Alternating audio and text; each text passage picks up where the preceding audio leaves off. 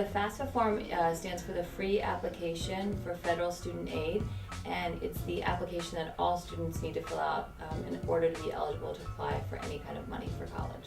Any senior in high school can apply for financial aid, and everyone who wants money to go to school has to fill out a FAFSA form.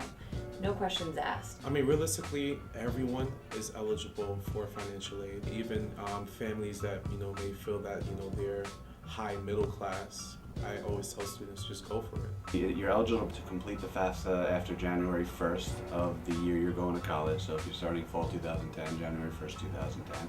I encourage everyone to fill it out, regardless of how much your parents make. It's worth it, it's free, it's a free application. So if you have a social security number or an alien registration number, you should be filling out a FAFSA form.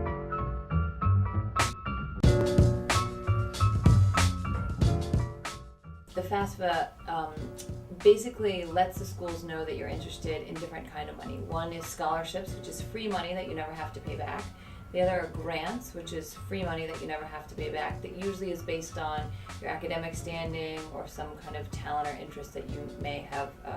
And the other one are loans, and that's money that does have to be paid back eventually, either by yourself or by your parents. So everyone is actually eligible for one of those kind of aids.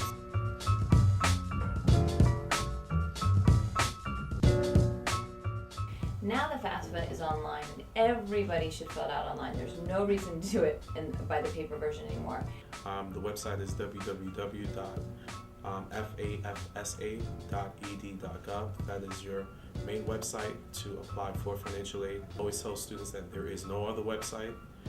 Anything .com, .ed, .org, .net is not legit, and you have to pay a fee. But the first F is free.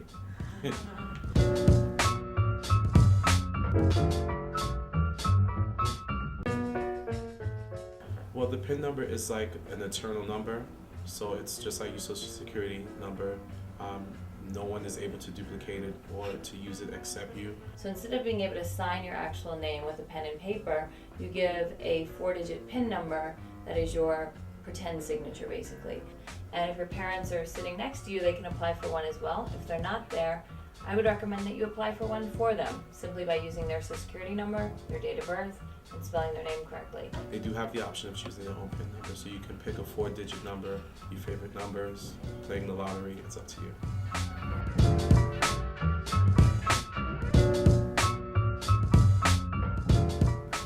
A lot of times we have trouble with parents because they forget their PIN number, the students don't know their date of birth, whatever is the case, and you can actually call the 1-800 number, which I do all the time.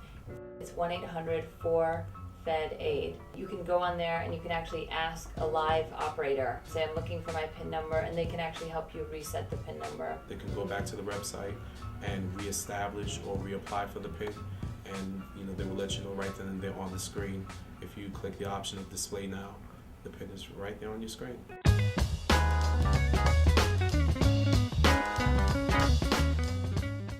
The first step is to have your parents do their taxes as soon as possible. So either the 1040s or the 1040 Easy W-2 forms that has everyone's social security number, first and last name, address. Information about if you receive any kind of public assistance. So that could be proof that you live in a federally funded public housing program, information about food stamps, anything like that we can use in helping to complete the FAFSA form. So as much specific financial information that you can bring with you or have with you as you sit down to fill it out, the better.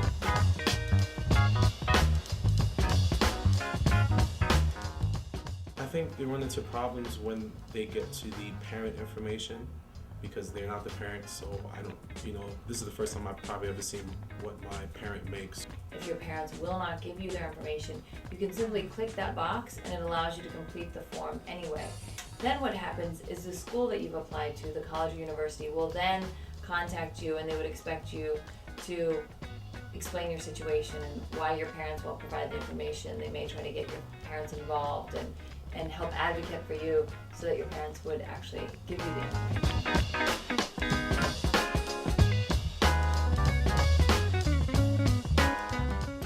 Well, at the end of the application, the website will take you to a confirmation page that will determine your EFC, which is your expected family contribution, which is a calculated number that the federal government may say that a family will be able to contribute to a college education.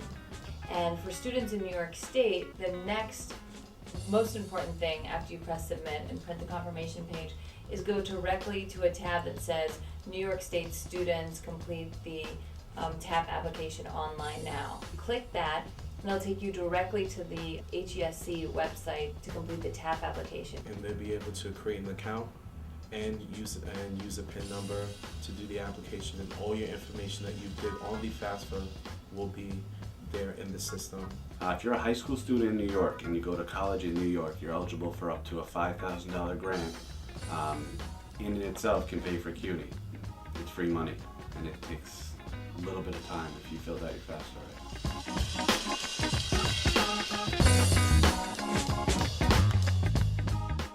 After you submit it, wait 2 or 3 days, and you can go back periodically to step number 3, which is FAFSA follow-up. So what do you do after you actually submit it? And you can put in your name, Social Security number, your PIN number, that important signature number, and you can check the status of your application. And it could give you a word that says it's being processed, which is great that it's being processed. It could say missing a signature, awaiting a parent signature, or complete. So you want to check back periodically to see what's happening with your application. You don't want to get in a situation where it's the summer and for some reason your FAFSA form wasn't actually complete when you filled it online.